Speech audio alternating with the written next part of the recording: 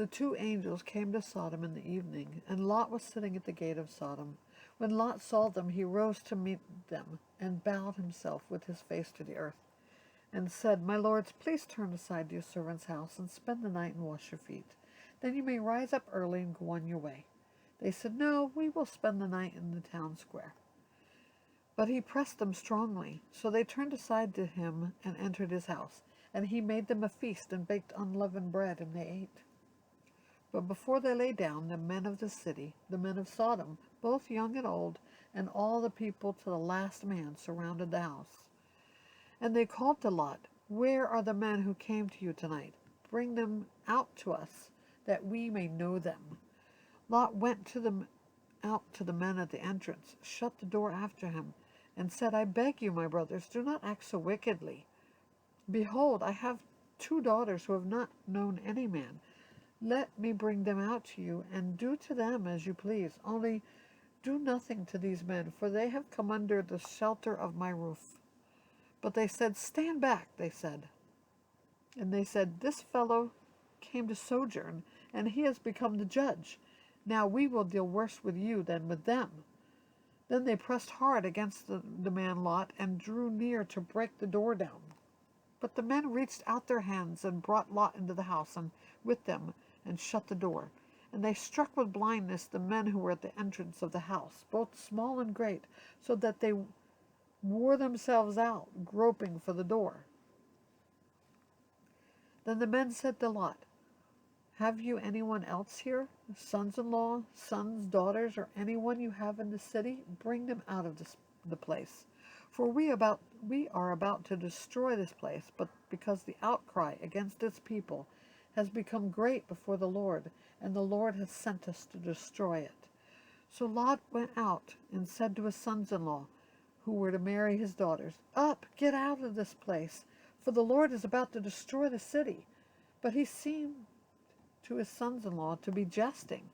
As morning dawned, the angels urged Lot, saying, Up, take your wife and your 2 daughters who are here, lest you be swept away in the punishment of the city.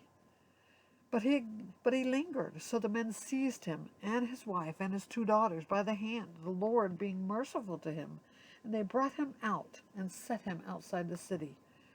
As they brought them out, one said, Escape for your life. Do not look back or stop anywhere in the valley.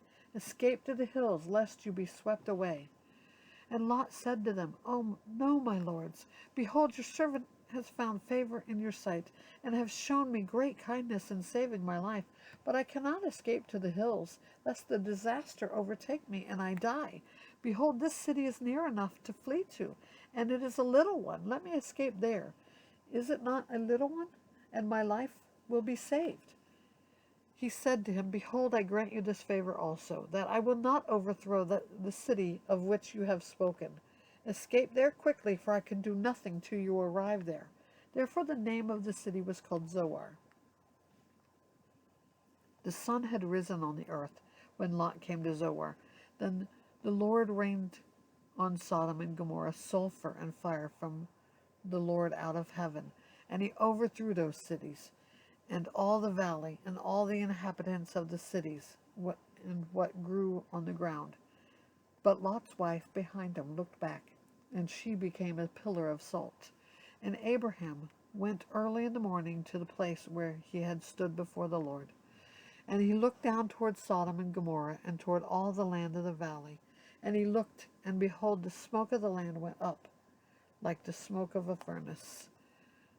So it was that, when God destroyed the cities of the valley, God remembered Abraham, and sent Lot out of the midst of the overthrow, when he overthrew the cities in which Lot had lived. Now Lot went up out of Zoar, and lived in the hills with his 2 daughters, for he was afraid to live in Zoar. So he lived in a cave with his 2 daughters. After the firstborn said to the younger, Our father is old, and there is not a man on earth to come into us after the manner of all the earth. Come, let us make our father drink wine, and we will lie with him, that we may preserve offspring from our father. So they made their father drink wine that night, and the firstborn went in and lay with her father. He did not know when she lay down or when she arose. The next day the firstborn said to the daughter, Behold, I lay last night with my father. Let us make him drink wine tonight also. Then you go in and lie with him, that we may preserve offspring from our father. So they made their father drink wine that night also, and the younger arose and lay with him, and she did not know when she lay down or when she arose. Thus both the daughters of Lot became pregnant by their father. The firstborn bore a son, and she called his name Moab. He is the father of the Moabites to this day. The younger also bore a son, and she gave his name Ben-Ami, and he is the father of the Ammonites to this day.